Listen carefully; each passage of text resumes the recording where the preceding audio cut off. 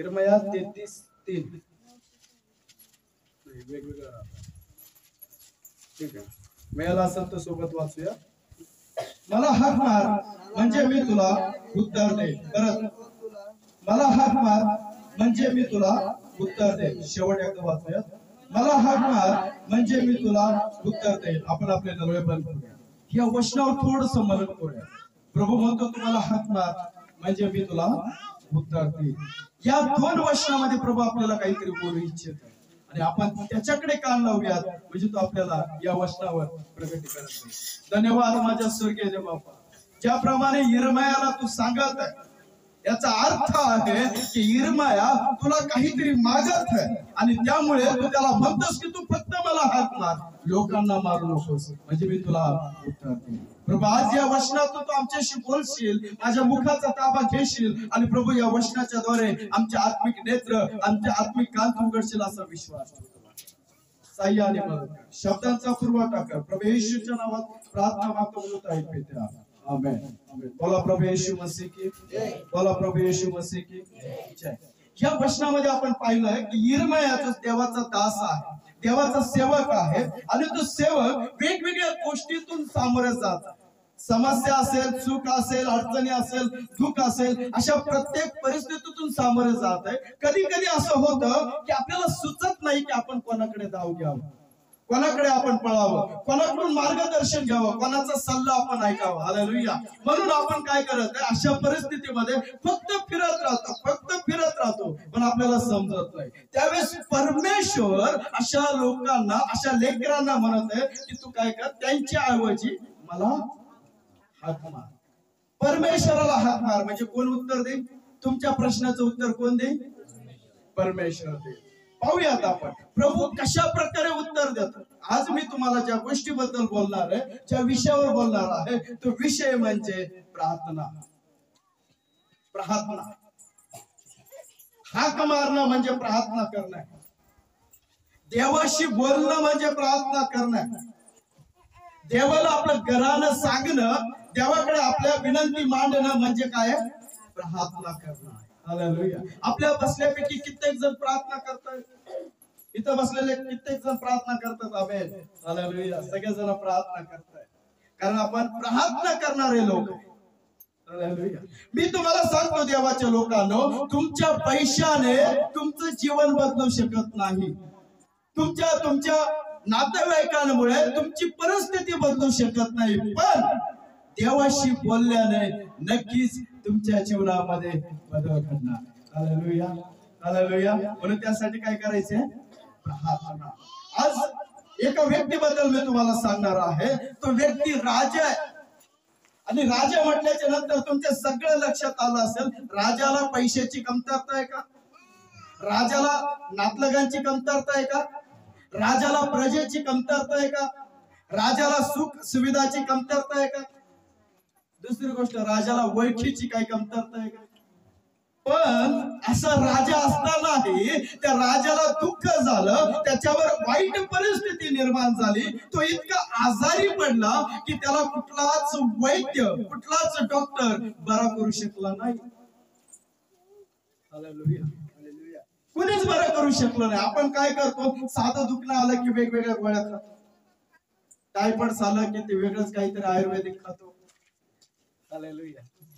कावीळ झालं की कुठेतरी जाऊन औषध टाकतो. तुम्ही ऐकताय मला?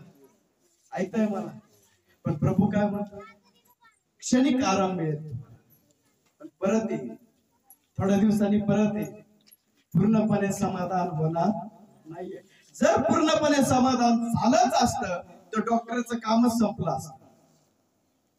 तुम्ही ऐकताय? तुम्ही विचार केलाय 3 दिवसाच्या गोळ्या देतो डॉक्टर लिहून आणि तिसऱ्या दिवशी पुन्हा बोलवतो. कशासाठी?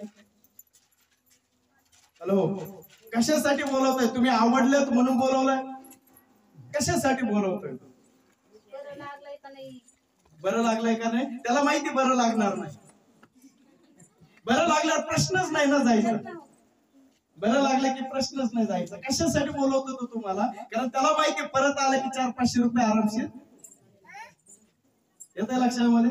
त्यासाठी तुम्हाला परत बोलवलं जात आणि आपण जातो.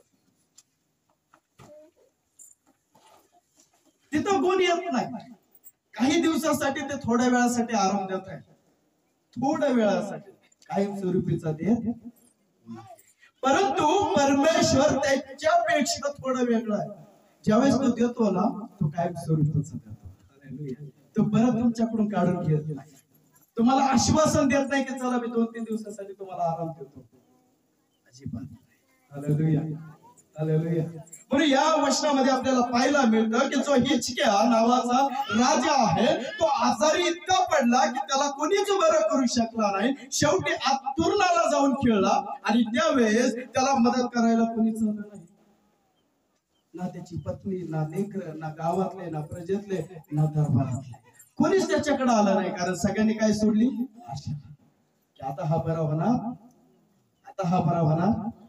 आपल्यालाही कधी कधी वाटतं डॉक्टरने गॅरंटी दिली, आता घेऊन त्याच्या हातात सोडून दे. आपणही काय करतो? बघू आता देव कुठपर्यंत चालू, बरोबर आहे ना? असंच बोलतो ना आपण. वाचा बरं यशाचा ग्रंथ 38 अध्याय आणि वचन 1 पासून 5 पर्यंत. ऐका, त्या समयी हिजकिया आजारी पडून मरावयास टेकलाय. कसा टेकलाय तो? म्हणजे तो मरणाच्या घटका मोजत आहे. ज्याला कोरोना झाला त्या लोकांना विचारा त्या दिवसाचा प्रसंग कसा होता, तो समय कसा होता, तो कालावधी कसा होता. कोणीच कोणाला वळख देत नव्हतं. हातात हात देण्याचं लांबच आहे. हालेलुया. बाबा तू तिकडेच बरा आहेस, मला कोण यायचं, आपण जगलं तर भेटूया. पण मला लांबून कोण यायचं की आपण जगलं तर भेटूया. हालेलुया. कारण त्या काळामध्ये पुण्यामध्ये जास्त प्रमाणात चालू होत.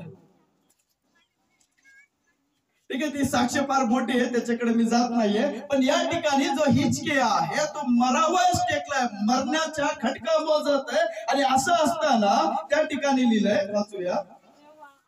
तेव्हा आमोजाचा पुत्र येशिया संदेशा त्याचकडे येऊन त्याला म्हणाला, परमेश्वर म्हणतो आपल्या घराण्याची निर्वानिरव कर. Hallelujah, hallelujah. संदेष्टा आणि हिजकिया कोण आहेत माहिती तुम्हाला? संदेष्टा कोण आहे? यशाया. आणि राजा कोण आहे? हिजकिया. तुम्ही ऐकता, दोघांचंही काम वेगवेगळं आहे, दोघांची जबाबदारी वेगवेगळी आहे. परंतु एक गोष्ट कॉमन आहे,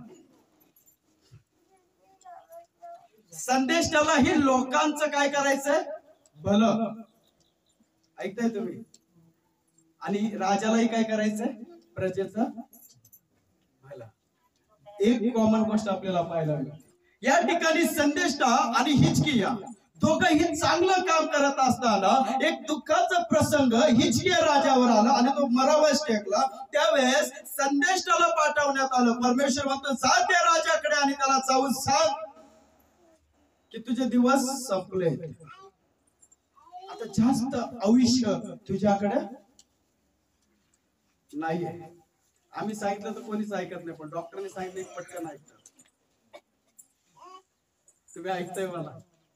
डॉक्टरने सांगितलं की पटकन ऐकतात ना, परंतु पालकांनी सांगितलेलं आपण ऐकत नाहीये. इथं संदेष्टा जाऊन त्याला म्हणतोय की आता तू काय कर, घराण्याची वाचा निर्वानिरव म्हणजे आवराआवरी कर, तुझ्याकडे जास्त दिवस नाहीये.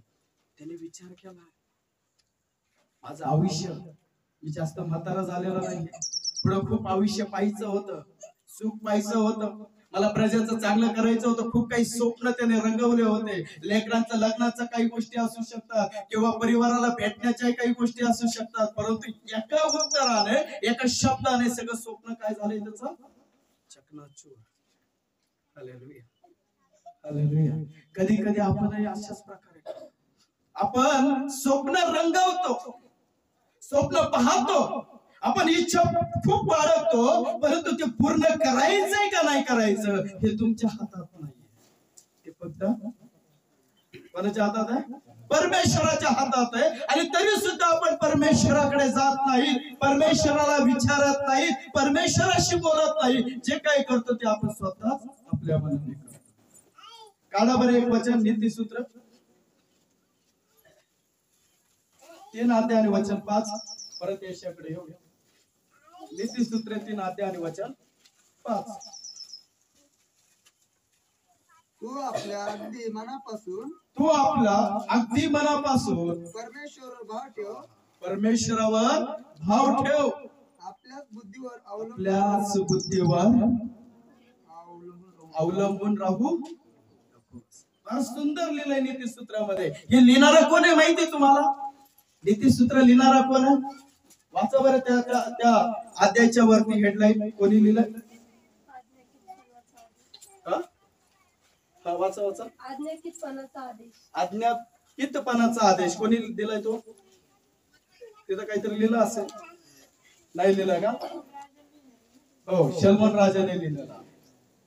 सलमान राजा काय म्हणतोय की तू आपल्या बुद्धीवर, आपल्या काय भावनेवर, तू आपल्या इच्छेवर अवलंबून राहू नकोस. हालेलुया. तर वाचा 3 अध्याय 5 वचन. तू आपल्या अगदी मनापासून परमेश्वरावर भाव ठेव. तू आपल्या मनातून अगदी परमेश्वरावर भाव ठेव. आपल्याच बुद्धीवर अवलंबून राहू नकोस.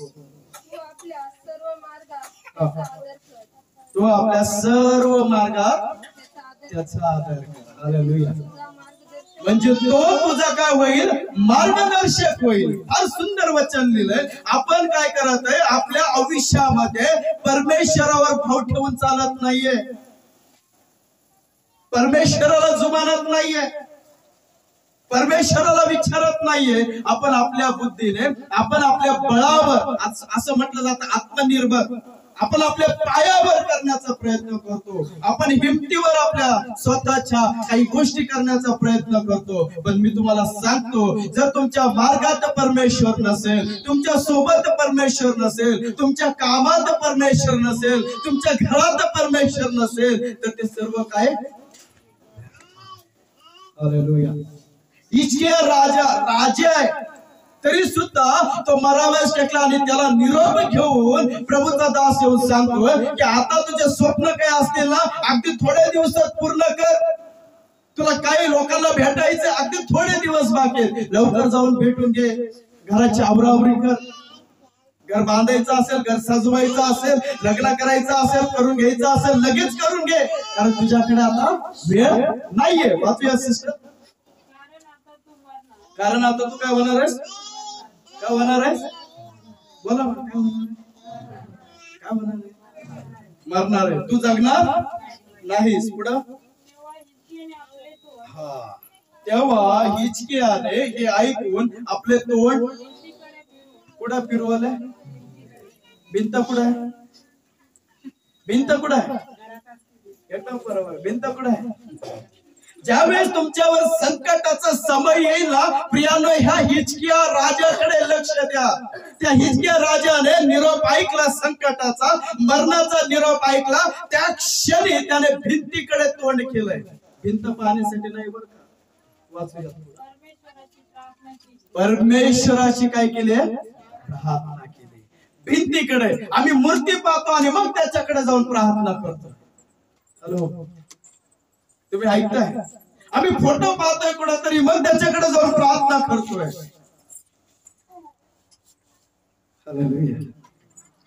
परंतु वचन काय सांगतं? त्या राजाने ना मूर्तीकडे गेला, ना पुतळ्याकडे गेला, ना कुठल्या लाकडाकडे गेला, तो भिंतीकडे गेला आणि तिकडे तोंड करून काय करत आहे? वाचूया थोडं.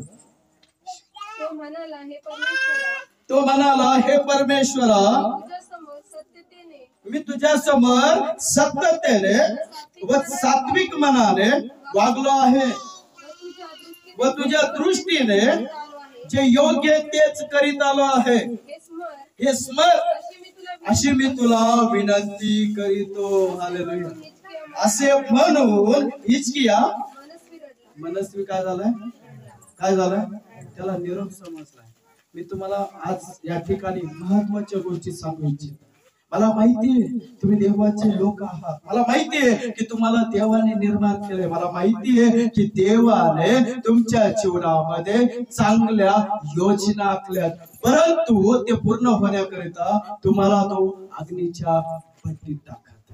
हालेलुया. तुम्ही ऐकताय बघ, तो तुम्हाला थोड्या वेळासाठी संकटात टाकतोय, अडचणीत टाकतोय, समस्यामध्ये टाकतोय की जेणेकरून तुम्ही भक्कम आणि मजबूत व्हावं आणि तुम्हाला नंतर चमक यावं. हालेलुया.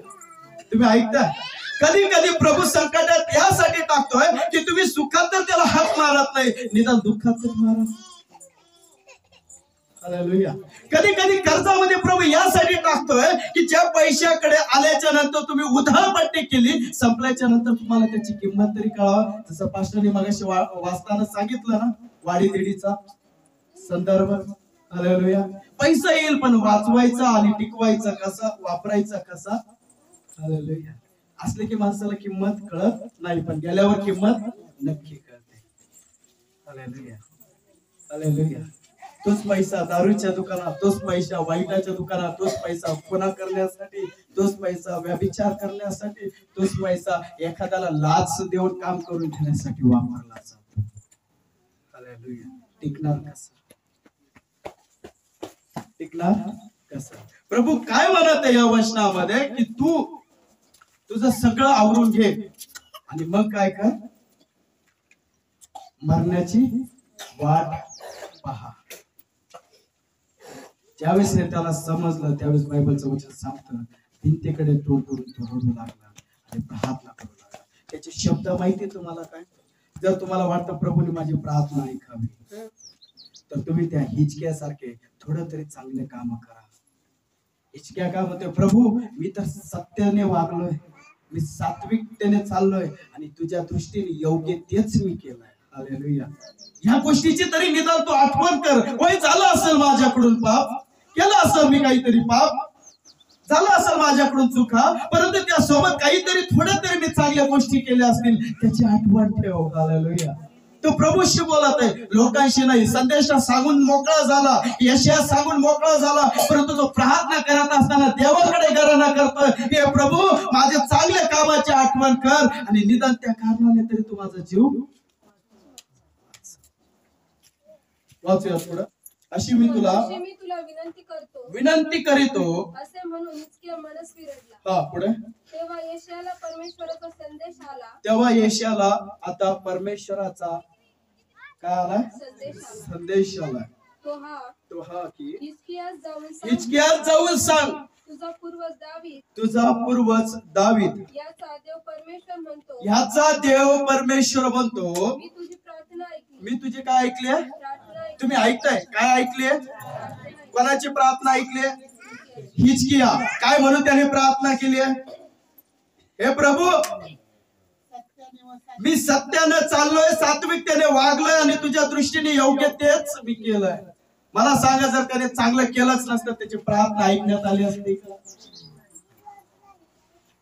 ऐकताय? त्याची प्रार्थना ऐकली असते का? मग निदान तुम्हाला जर चांगलं करायचं असेल तर एक तरी चांगलं काम करा, एक तरी चांगलं काम करा. हालेलुया. चांगलं काय माहिती तुम्हाला? काढा बरं याकोबाचे पत्र.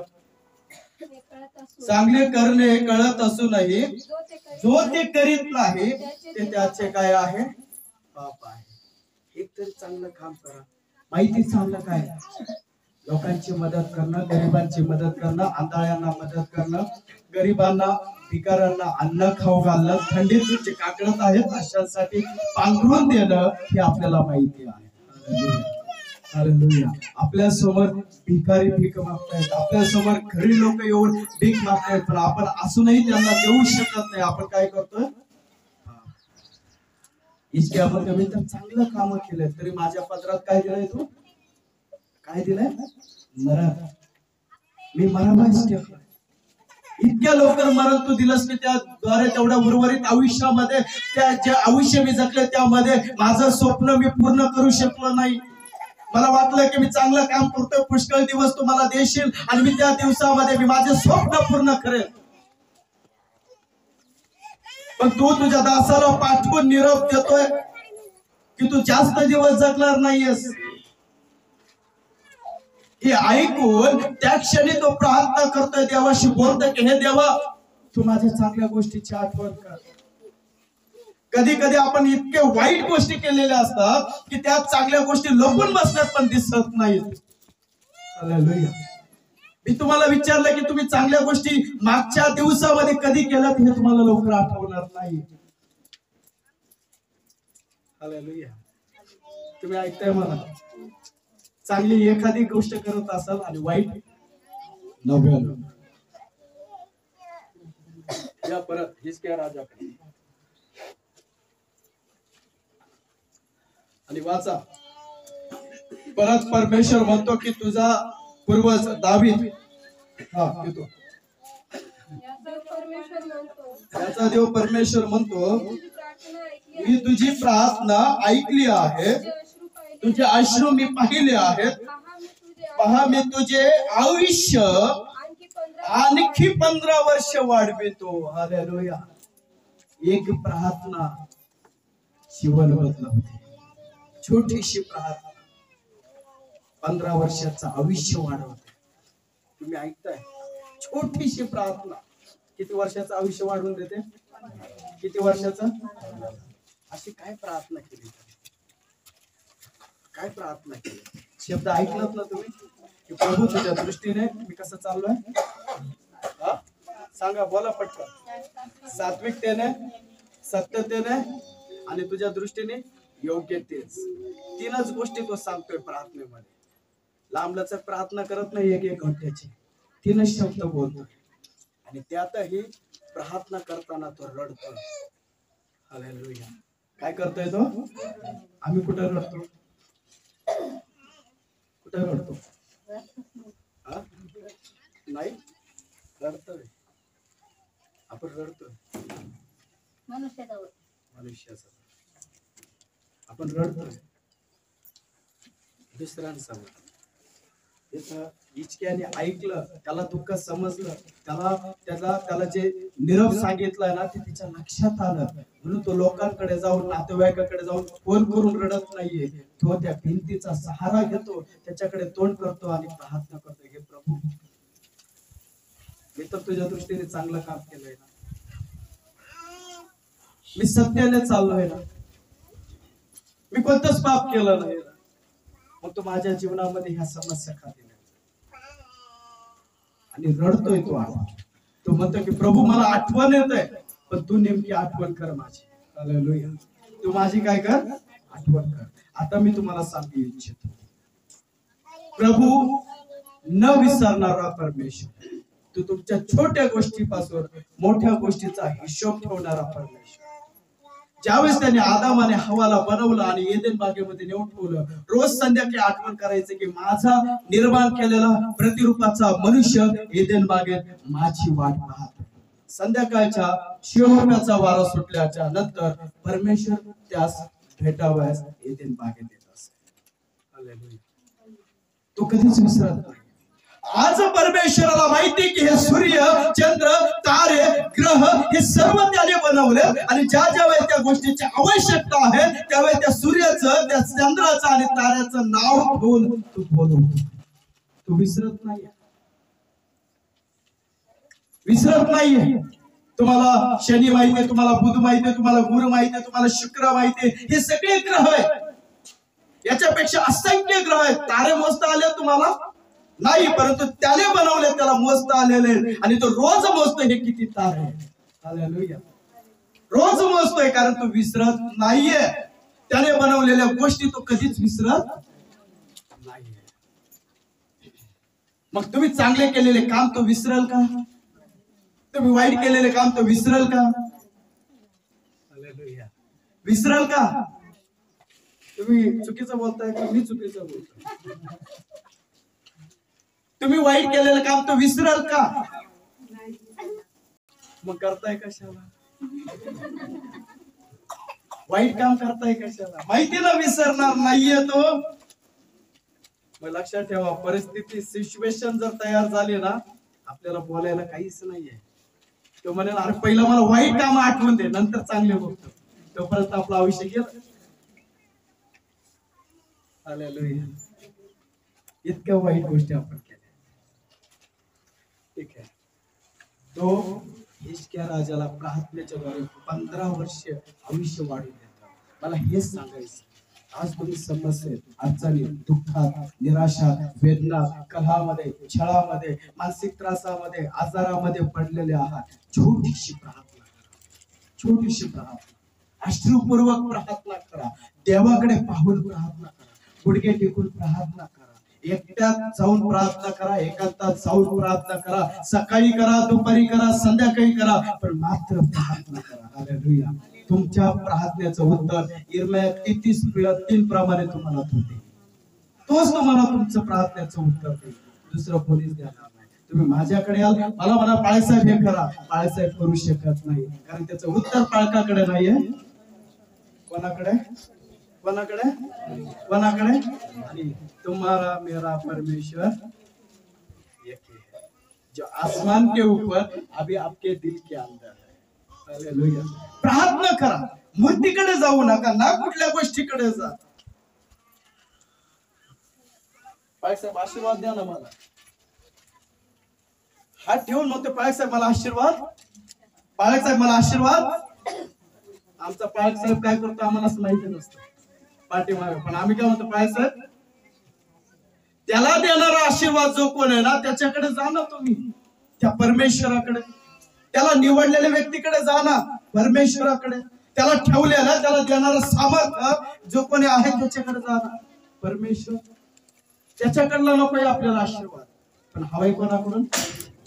मनुष्याकडे. मनुष्याकडे जातो. मग मनुष्य म्हणतो काढा मग 500 रुपये. बरोबर ना? काढा 500 रुपये, 1000 रुपये, तुम्हाला असं करावं लागेल. मग आम्ही प्रार्थना करू. मी सगळ्यांना सांगेन, देवाच्या लोकांना इलाज तुमच्या हातात. इलाज कोणाकडे? पहिला तर इलाज डॉक्टरकडे होता, आता डायरेक्टली इलाज तुमच्याकडे. फक्त प्रार्थना, फक्त प्रार्थना. कारण प्रार्थना काय करते? अशक्यलाही शक्य करते. आता मी तुम्हाला सांगतो, प्रार्थना करणं गरजेचं आहे. आपण देवाशी बोलत नाहीये, फार कमी देवाशी बोलतो, फार कमी देवाशी बोलतो. कधी कधी मला अशा मनुष्यांकडे पाहून वाईट वाटतं, ज्यांचे जीवनामध्ये फक्त आणि फक्त दुःखाच असतं. एक व्यक्ती मोबाईल हरवलाय म्हणून दुःखी झालाय. काय झालाय? मोबाईल हरवलाय म्हणून दुःखी झालाय. कारण त्याला, तुम्हाला माहिती का दुःखी झालाय तो? का दुःखी झालाय तो? मोबाईल हरवलाय म्हणून दुःखी झालाय. पण का दुःखी झालाय? मोबाईल मध्ये एवढं काय, दुसरा विकत घेता येईल. पण दुःखी होण्याचं कारण काय? कारण मनुष्यापेक्षा मोबाईल त्याला जास्त जवळ जातो. तुम्ही ऐकताय?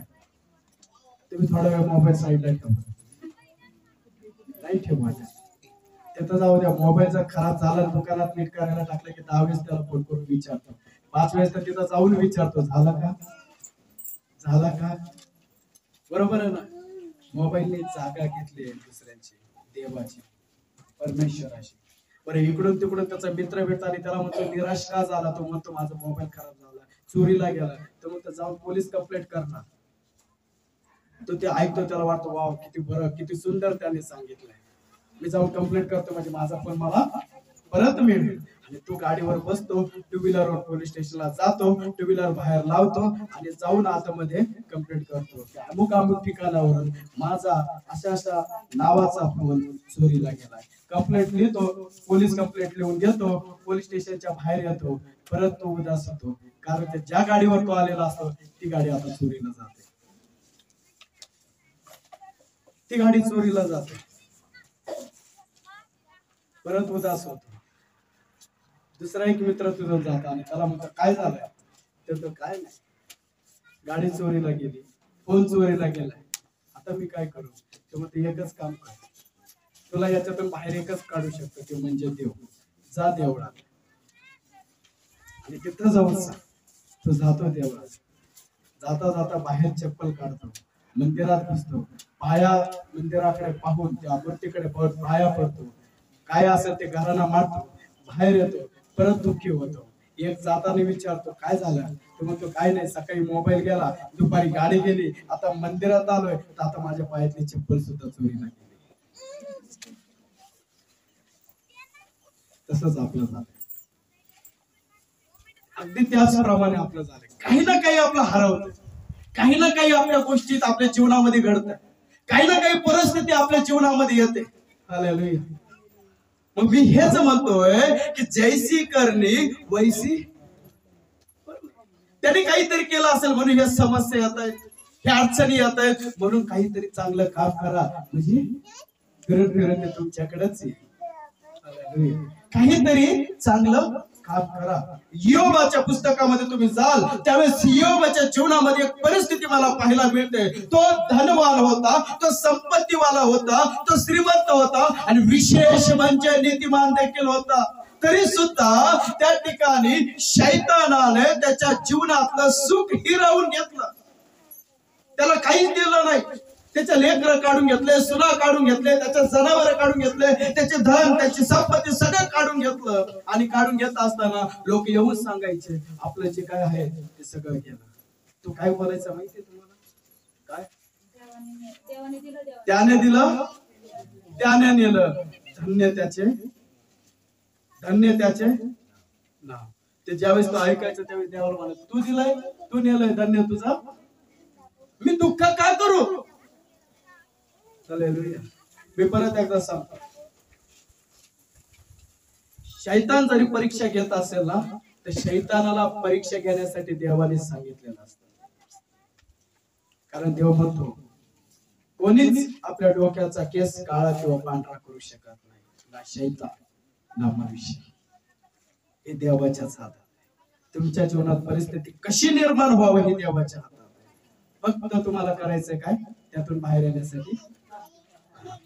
योबाने हे सगळं ऐकलं, पत्नीचं घरानं सुद्धा ऐकलं, आणि शेवटी तो काय करत आहे, देवाशी बोलत आहे, प्रार्थना करत आहे. आणि प्रार्थनेचं उत्तर त्याला काय मिळतं माहिती, जितकं गेलं होतं त्यापेक्षा दुप्पट त्याला मिळतं. ही आहे प्रार्थनेची ताकद, शक्ती.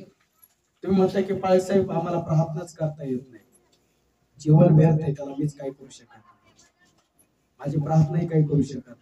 कारण तुम्हाला देवाशी बोलायचंच नाही, तुम्हाला देवासोबत अनोळखी सारखं राहायचंय, परक्यासारखं राहायचंय. आणि पालकासोबत तुम्हाला काय बनायचं, नाते संबंध जोडायचे.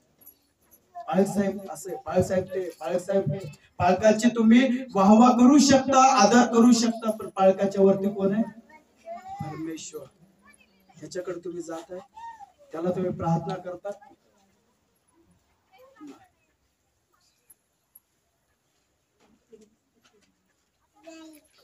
फिलिप्पियस पत्र 4 अध्याय वचन 6.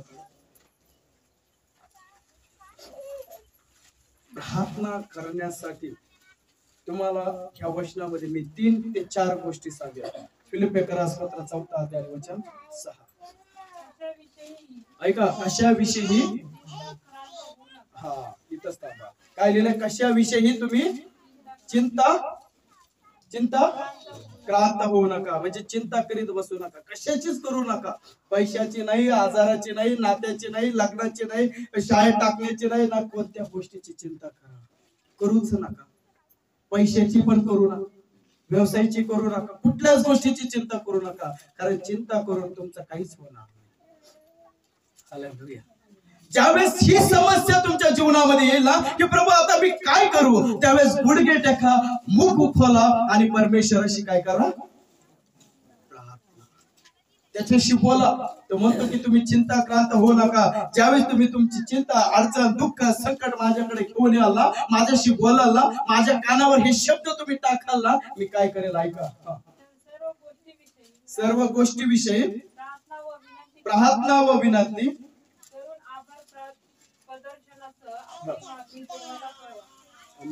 पहिलं काय, चिंता देवाकडे आणा. दुसरं, देवाला विनंती करा. तिसरं, आभार मानित. चौथं, देवाकडे काय करा, मागणी करा. हालेलुया. 4 गोष्टी करायच्या. ज्यावेळेस तुम्हाला उद्याची चिंता सतावेल, ज्यावेळेस तुम्हाला आरोग्याची चिंता सतावेल, पैशाची चिंता सतावेल, ज्यावेळेस तुम्हाला दुःखाची चिंता सतावेल ना, त्यावेळेस तीच विनंती घेऊन तुम्ही कोणाकडे जा. विनंती, फरक आहे बरं का. विनंती आणि सांगणं, अरे माझं लय दुखतंय, हे झालं सांगणं. आणि विनंती, तुम्ही त्याच्यातून मला बरं करू शकता का, ही झाली विनंती. आणि प्रभू काय म्हणतो, आता चिंता करीत बसू नका, तर त्या गोष्टीची विनंती माझ्याकडे घेऊन या आणि मला म्हणा की प्रभू तुम्हाला बरं करू शकतो का. Hallelujah, hallelujah, hallelujah. आंधळा व्यक्ती म्हणतो, प्रभू तुम्हाला बरं करशील का, प्रभू तुम्हाला याच्यातून बाहेर काढशील का. तो म्हणतो, होय मी तुला बरा करतो, जा तू बरा झाला. काढा बरोबर पूर्व वचन. मत्ती शुभवर्तमान 8 अध्याय आणि 13 वचन. त्यासोबत लोक शुभवर्तमान 18 अध्याय आणि 42 वचन. मग येशू शताधिपतीला म्हणाला, जा तू विश्वास ठेविल्याप्रमाणे तुला काय हो प्राप्त हो. आता इथं कोण आला येशूकडे, शताधिपती विनंती घेऊन आलाय, बरोबर आहे ना. त्याला चिंता सतावत होती, माझा चाकर मेला तर काय होईल. त्याने इतकं आयुष्य, इतके दिवस माझ्या बरोबर इनामे इतबार काम केलंय, मी त्याच्यासाठी काहीच करू शकत नाही, मग माझ्या जीवनाला काय अर्थ आहे. मग मी त्याच्यासाठी परमेश्वराकडे जाईल आणि त्याच्याशी बोलल आणि त्याला मी काय करेल, त्या चाकरासाठी विनंती. आणि तो जातो, त्या येशूला बोलतो आणि म्हणतो, तुम्ही माझ्या घरी यावं, या पात्रतेचा मी नाहीये, परंतु तुम्ही शब्द मात्र बोला, म्हणजे माझा काय करत आहे, तो येशूशी बोलत आहे. बोलणं म्हणजे काय, प्रार्थना. प्रार्थनेचा अर्थ मी तुम्हाला सांगतो. प्रार्थना म्हणजे देवाशी बोलणं आहे. 2 साइडनी कम्युनिकेशन म्हटलं जातं, संवाद, वार्तालाप. जसं फोन तुमच्याकडे आहे, तुम्ही इकडून फोन दुसऱ्याला लावताय, तिकडून हॅलो म्हटल्याच्या नंतर तुम्हाला कळते का त्याने फोन उचललाय आणि त्याला माझा आवाज ऐकायला गेलाय. फोन 2 काम करतो, तुमचा आवाज त्याच्यापर्यंत पोहोचवायचा, त्याचा आवाज तुमच्यापर्यंत पोहोचवायचा. प्रार्थना पण हेच करतं की आपला आवाज देवापर्यंत पोहोचवायचा आणि देवाचा आवाज आपल्यापर्यंत पोहोचवायचा. हालेलुया. मग आता गरीबातल्या गरीबाकडे बटनाचा का होईना फोन आहे, परंतु माझ्या ख्रिस्ती लोकांकडे प्रार्थना नाही. प्रार्थना, प्रार्थना आहे का, प्रार्थना आहे का, कोणीच बोलत नाही. प्रार्थना आहे का, कधी प्रार्थना करताय तुम्ही, सकाळी संध्याकाळी. ओके, बाकीचे अजून सकाळ संध्याकाळ 2 टाइम, अजून सकाळ संध्याकाळ. ओके, क्षणाक्षणामध्ये देवाला हाक मारतात. अजून बाकीचे प्रार्थना करताय देवाशी, देवाला बोलताय, झूठ बोले प्रार्थना करताय, देवाला हाक मारताय. ओके, काय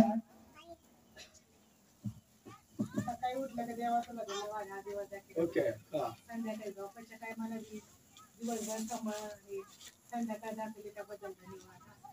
आभार आभार म्हणताय, बरोबर. अजून देवाकडे विनंती घराला तुम्ही मानताय, बरोबर आहे. अजून बाकीचे कोणी प्रार्थना नाही करत आहे, ते एकटेच प्रार्थना करत आहे. तुम्ही, मला काही फरक पडत नाही. प्रार्थना न केल्याने आयुष्य कमी होतं, होय, आणि प्रार्थना केल्याने जास्त आयुष्य वाढतं. तुम्ही ऐकताय, मी माझ्या आयुष्यामध्ये काही गोष्टीचं निरीक्षण केलं आणि त्यावेळेस मला पाहायला मिळालं, जे जास्त प्रार्थना करतात ना, ते सगळ्यांपेक्षा जास्त सुखी आणि आनंदी आणि समाधानी आहे. आणि ज्यांची प्रार्थना कमी आहे, ते जास्त दुःखी, कष्टी आणि भारक्रांत आहे. तुम्ही ऐकताय, जे प्रार्थना करीत, जे देवापासून दूर आहे, देवापासून लांब पडत आहे, देवाला जुमानित नाही, देवाला विचारत नाही, ते कष्टी जास्त आहे. Hallelujah, hallelujah. ज्या वेळेस तुम्ही माझ्याकडे प्रार्थना विनंती घेऊन येता आणि मला सांगता बाळासाहेब खूप अडचणीत आहे मी, त्यावेळेस मला लगेच कळतं हा व्यक्ती देवापासून दूर गेलेला आहे, कारण हा प्रार्थना करणारा मधला नाहीये. कारण जर प्रार्थना करणारा मधला असता ना त्याची विनंती माझ्याकडे ती समजते त्याच्यावरही नसते. म्हणून म्हटलं ना छोट बोले. हालेलुया. तुम्ही प्रार्थना करताय,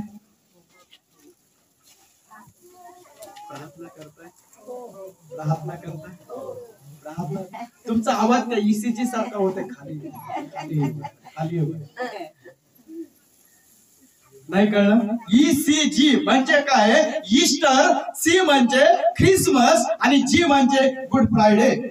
आम्ही तेवढ्या 3 दिवसामध्ये चर्चला येतो, ख्रिसमसला, गुड फ्रायडेला आणि ईस्टरला. इतर वेळेस देवाला ओळखीतच नाही.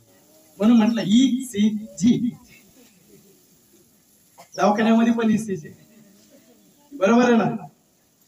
हालेलुया. आम्ही तेवढ्या 3 दिवस देवाला ओळखतो. तुम्ही प्रार्थना करताय का? कधी?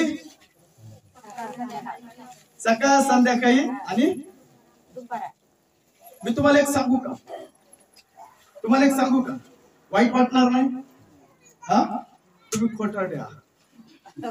तुम्ही प्रार्थना करत नाहीये, आणि जर केली असेल तर देवाने ती ऐकली पण नाही. होय, देवाने ती ऐकली पण नाही. जो जास्त प्रार्थना करतो ना तो व्यक्ती लगेच समजून येतो की हा प्रार्थनेतला व्यक्ती, लगेच समजून येतो हा प्रार्थनेतला व्यक्ती. मला लोक म्हणतात बाळासाहेब आम्ही फार फार फार विश्वासातले व्यक्ती आहेत, आणि ज्यावेळेस त्यांच्याकडे पाहतोय तर त्यांच्यापेक्षा जास्त दुःखी व्यक्ती कोणच नाही.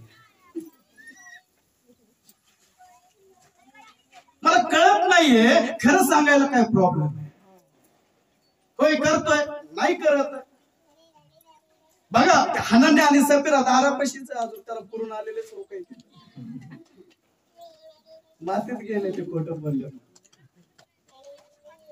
हालेलुया. मी परत एकदा सांगतो, तुम्ही प्रार्थना करताय,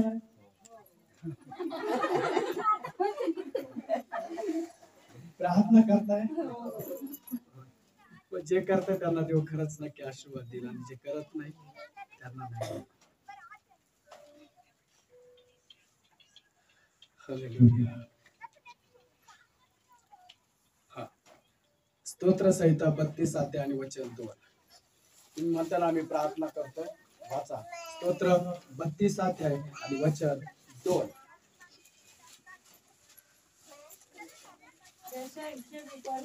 ज्याच्या हिशोबी परमेश्वर आणि तिचा दोष लावित नाही, व ज्याच्या मनात कपट नाही तो मनुष्य काय? ज्या मनुष्याच्या मनामध्ये पाप नाही, कपट म्हणजे पाप आणि ती म्हणजे पाप नाहीये ना, प्रभू त्याला धन्य म्हणतो. म्हणजे काय? तो आशीर्वाद. कसा? धन्य म्हणजे आशीर्वाद. कसा आहे तो? आशीर्वाद. आता मला सांगा, तुम्ही प्रार्थना करा. इथं तर लिहिलंय आणि ती मान. जे धन्य नाही, जे आनंदी नाही, जे सुखी नाही, जे समाधानी नाही ते पापी आहेत. तुम्ही प्रार्थना करताय, तुमची प्रार्थना ऐकत नाही, कारण ते म्हणतो तुम्ही पापी. येशू वधस्तंभावर आहे, त्याच्या हाताला खिळे ठोकले, हातातून रक्त निघतंय, डोळ्यातून पाणी निघतंय, घसा सुकलाय, आवाज बाहेर येत नाही, आणि मग म्हणतो एलोही एलोही लमा सबक्तनी. माझ्या देवा तू माझा त्याग का केलास? प्रभू म्हणतो, त्याचा पिता म्हणतो त्याग मी यासाठी केला, लोकांचा पाप तू तुझ्यावर घेतला. पापी असणाऱ्या व्यक्तीची प्रार्थना मी अजिबात, पहिला तो माझा एकुलता एक मुलगा का असेना, ऐकताय तुम्ही? तो एकुलता एक पुत्र जरी असला ना, मी प्रार्थना ऐकणार नाही.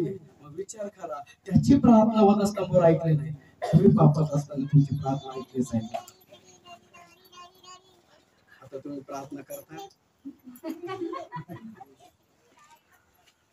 करते पण ऐकले जात नाही, करतायत पण ऐकले जात नाही.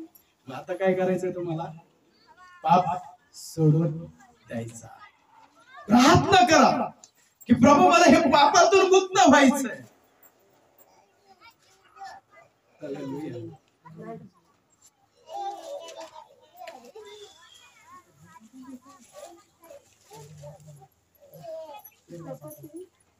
पहिले थेसलोनिका करास पत्र 5 अध्याय आणि वचन 17 मध्ये जाऊया. पहिले थेसलोनिका करास पत्र 5 अध्याय आणि 17 वचनामध्ये आपण जाऊया.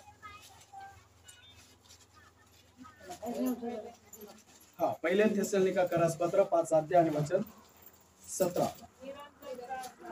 काय सांगितलं हो? काय सांगितलंय? बोला, काय सांगितलंय? बोला, काय सांगितलंय? निरंतर. निरंतर.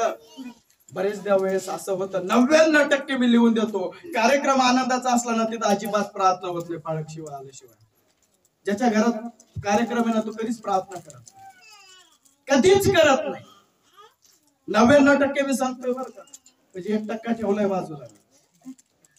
99% ज्यांच्या घरामध्ये लग्नाचा कार्यक्रम आहे, साखरपुड्याचा कार्यक्रम आहे, वाढदिवसाचा कार्यक्रम आहे, प्रार्थना होत नाही पाळक आल्याशिवाय. आणि जर आलाच नाही तर मग प्रार्थनाच नाही. आलाच नाही तर काय नाहीये? प्रार्थनाच नाहीये. मी अशा ख्रिस्ती लोकांना पाहिलंय, माझा फार विश्वास आहे देवाने मला कशाचीच कमी केली नाहीये, कशाचीच कमी केली नाहीये देवाने मला. त्याने गाडी दिली, त्याने बंगला दिला, त्याने धन दिलं, त्याने संपत्ती दिली, त्याने मुलं दिले, त्याने नातवंड दिले. देवाने मला कमीच केली नाही, माझा फार विश्वास आहे. आणि ज्यावेळेस आनंदाचा अक्षर येतो ना प्रार्थनेच्या दिवशी, वाढदिवसाच्या दिवशी, ताटाची ओवाळणी समोर, कुठे गेला विश्वास? कोणाला दाखवता विश्वास? कोणाला सांगता विश्वास? हालेलुया. हे प्रार्थना करणारे लोक नाही. प्रार्थना करणारे लोक आहेत का नाही? तुम्ही निरंतर प्रार्थना करा. म्हणजे तुम्ही कार्यक्रमात प्रार्थना करा, तुम्ही आनंदात प्रार्थना करा, तुम्ही दुःखातही काय करा, तुम्ही पुढे कामात गेलाय तिकडे सुद्धा काय करा. तुम्हाला माहितीये का, मला 3 लोकांची ओळख आहे, त्यांच्यावर तुमच्या आणि माझ्यापेक्षा मोठं संकट आलं होतं. आणि ते संकट जीवन आणि मरणाचं होतं. एका खटक्यास मेला, क्षणामध्ये मेला तर माणसाला ते मरण चांगलं वाटतं, पण तडफडून मरणं हे माणसाला योग्य नाहीये. आणि अशा 3 माणसाला त्या प्रकारचं मरण देण्यात आलं, जिचं नाव आहे शद्रक, मेशक आणि अबेदनगो. त्यांना अग्नीच्या 7 भट्टीत टाकण्यात आलं, धगधगीच्या आगीमध्ये टाकण्यात आलं. का? तर त्याने नबुकदनेस्सरच्या राजाच्या मूर्तीच्या पुढे नतमस्तक झालेले. हे झुकेगा नहीं, हे बाद में आया. ते पहिले झुकले नाहीये. हालेलुया. तुम्ही ऐकताय? ते नतमस्तक झाले नाही देवाशिवाय. आणि मग त्यांना अग्नीत टाकण्यात आलं. त्या अग्नीत चटके बसतायत आणि ते त्या ठिकाणी काय करतायत? काय करतायत? काय करतायत? बोला, काय करतायत? मोठ्याने बोला, काय करतायत? त्याचं उत्तर म्हणून परमेश्वर स्वतः त्या अग्नीत उतरून आला आणि त्यांना एक अग्नीचा चटका सुद्धा बसू दिला नाही. एक व्यक्तीची माझी ओळख आहे, त्याला सिंहाच्या गुफ्यात टाकण्यात आलं. त्याचं नाव दानियल आहे. सिंह, पहिल्या काळामध्ये राजा महाराजा लोक सिंह पाळायचे. कैदे त्यांना एका बंदिवासात ठेवलं जायचं आणि जो कोणी आरोपी असेल त्याला आहे ना त्या सिंहाच्या पुढे टाकण्यात यायचं. मग ते सिंहाला सोडण्यात यायचं, ते सिंह त्या व्यक्तीला फाडून टाकायचा किंवा खाऊन टाकायचा. अशी परिस्थिती त्यावेळेस होती. आणि दानियाला सुद्धा सिंहाच्या गुफेत टाकण्यात आलं. हालेलुया. तुम्ही ऐकताय मला? परंतु सिंहाने त्याला खाल्ला नाही. का माहितीये? काय केलं त्याने? काय केलं त्याने? प्रार्थना मोठ्या संकटातून वाचवते, परिस्थिती कोणतीही असो. हालेलुया. हालेलुया. माझा योसेफ, त्याला पण मी ओळखतो बायबल मध्ये. अगदी लहान होता, त्याच्या 12 भावाने 11 भावाने त्याला मारलं, रक्तपापा केलं आणि कोरड्या खड्ड्यामध्ये खोलवर टाकण्यात आलं, डुबून गेले. कसा सुकला, परंतु देवाने त्याला बाहेर काढण्यासाठी या व्यक्तीने काय केली? प्रार्थना. अगदी प्रार्थनेचं उत्तर थोड्या वेळ त्याला मिळालं, कोरड्या खड्ड्यातून बाहेर. तुम्ही ऐकताय? ऐकताय? मला माहिती असे लोक जे 1,00,000 लोकांपेक्षा जास्त संख्येने होते आणि त्यांच्या माग फारो राजाचे सैन्य त्यांना मारण्यासाठी निघाले होते. पुढं आड माग वीर म्हणजे पुढे समुद्र आणि पाठीमाग सैनिक. पुढे गेलं तर पाण्यात बुडू, मागे गेलं तर तलवारीने मरू. खरं तर काय करू? हालेलुया. त्यांनी केली फक्त काय केली आणि त्या प्रार्थनेचं उत्तर म्हणून त्या लाल समुद्राच्या बाहेर ते वाचले. लक्षात ठेवा, प्रार्थना तुम्हाला सकाळ, प्रार्थना तुम्हाला दुपार, प्रार्थना तुम्हाला संध्याकाळी करायची. म्हणजे तुम्ही कोण होताय? धार्मिक. आणि बायबलचं वचन सांगतं धार्मिकला कोणत्याही परिस्थितीत मी काय करेन? वाचवे. परिस्थिती त्यांची कोणती असो, मी त्याला वाचवे. हा हिजकिया राजा कोण होता? धार्मिक. म्हणून त्याने चांगले काम केले आणि तो काय झाला? वाचला. आणि किती वर्ष आयुष्य मिळालं त्याला? किती वर्ष मिळालं? म्हणजे विचार करा, एक प्रार्थना 15 वर्ष आयुष्य. तुम्ही किती प्रार्थना कराल किती आयुष्य मिळेल हे तुम्ही लक्षात ठेवा. तुम्हाला आयुष्य हवंय? प्रार्थना करा. सुख हवंय? प्रार्थना करा. मी असं म्हणेल एकच दिवस जगा, परंतु चांगलं जगा, प्रार्थनापूर्वक जगा. म्हणजे सार्वकालिक जीवनामध्ये सार्वकालिक जीवनाचं आयुष्य तुम्हाला प्राप्त होईल. हालेलुया. एक फक्त नमुना आहे या ठिकाणी हिजकियाचा. प्रार्थनेच्या द्वारे त्याला आयुष्य मिळालं 15 वर्ष. आपण जर मरेपर्यंत प्रार्थना करत राहिलो ना तर आपल्याला सार्वकालिक जीवन प्राप्त होईल. तिथं मरण नाही, मरणच नाही, अमरण असं आपल्याला जीवन त्या ठिकाणी प्राप्त होईल. आपण आपल्या जागेवर उभे राहूया.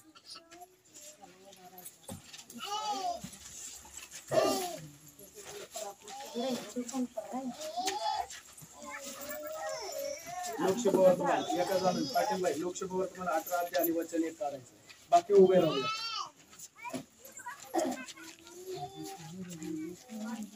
18:1 लोकसभेवर तुम्हाला 18 अध्याय आणि वचन 1.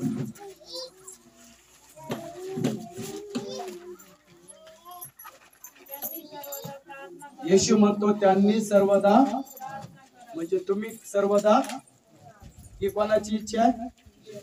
सर्वदा हा शब्द वापरलाय. सर्वदा, रोज, कधीही, नित्य नियमाने तुम्ही काय करा? फक्त